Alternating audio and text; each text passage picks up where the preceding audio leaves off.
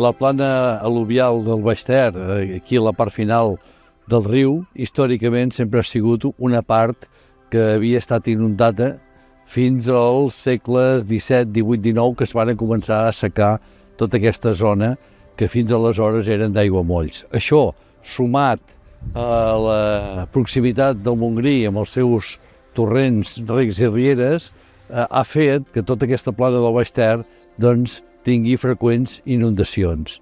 Això també, amb el segle XX, amb la irrupció de l'urbanisme, del boom turístic, ha fet que moltes zones d'aquestes que abans eren molt més zones de filtratge d'aigua o de sortides d'aigua natural, que siguin autèntiques zones d'aigua permanent i que, evidentment, s'hagin de prendre una sèrie de solucions alternatives perquè aquestes situacions d'inundabilitat en aquesta zona del Baix Ter es minimitzin cada cop més. Les solucions basades en la natura, mitjançant la restauració dels ecosistemes, ens permeten afrontar les inundacions i millorar les condicions de biodiversitat.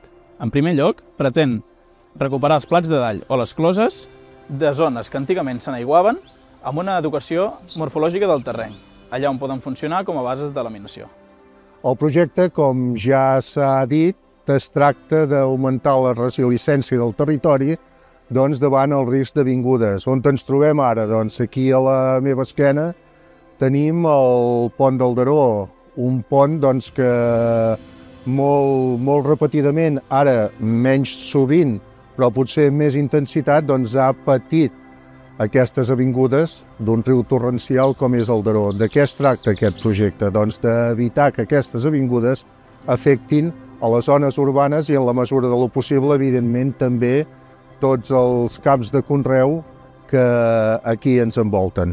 El projecte Hidronet Baix Ter, format per 3 ajuntaments limítrofs, Gualta, Torroella de Montgrí, l'Estartit i Ullà, a banda dels socis com són la Diputació de Girona, la Càtedra de l'UDG, la Junta Central d'Aigües i el Consorci del Ter, implementa solucions basades en la natura. A més, permet tractar altres reptes globals del territori a través d'un pla integral per afrontar problemes com les inundacions i també la preservació d'ecosistemes.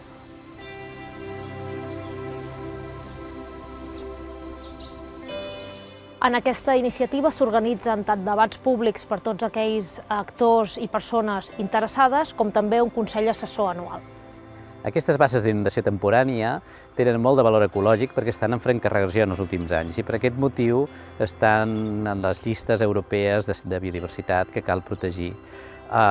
Destaquen flora vinculada a inundació temporània i també fauna d'inundació temporània, com són els amfibis o diverses espècies d'invertebrats que colonitzen aquestes aigües.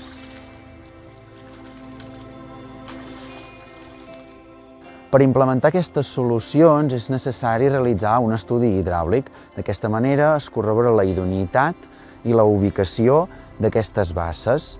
Com més extensió i més connectivitat entre elles hi hagi, més bons resultats s'obtindran. Així bé ho mostra la prova pilot de Torroella de Montgrí i l'Estartit, amb la creació de 3 basses de laminació en una superfície de 3,14 hectàrees. Aquestes 3 basses impliquen una reducció del flux d'aportació del rec del Ter Vell del 44% i una reducció del volum d'aigua que s'aporta al Ter Vell mateix d'un 22%. Els principals resultats d'aquesta actuació impliquen una reducció de calats a les parcel·les adjacents a les basses de laminació i, sobretot, un impacte directe a la principal via de comunicació entre Torroella de Montgrí i l'Estartit, la G641. A part d'aquest impacte i minimització del risc d'inundació en aquestes parcel·les i en aquesta carretera, es pot observar com les 3 basses de laminació afavoreixen a la retenció de contaminants que arriben a la llacuna del Ter Vell, a espai de zona protegida, i també ajuden a recarregar l'aqüífer del Baix Ter. Nosaltres, des de la Universitat de Girona, dintre del projecte Hidronet Baix Ter, ens ocupem d'agafar mostres d'aigua de macroinvertebrats per poder definir indicadors ambientals de qualitat. Aquí darrere veiem el que és el rec Madral d'Ullà, un dels recs històrics que estem rehabilitant dins del marc del projecte Hidronet Baix Ter. Per renaturalitzar l'espai, primer s'han retirat espècies invasores dels recs i rius, com la canya americana, que genera un paisatge homogeni i un ecosistema monoespecífic. Segon, s'hi ha plantat vegetació adaptada al medi i al paisatge.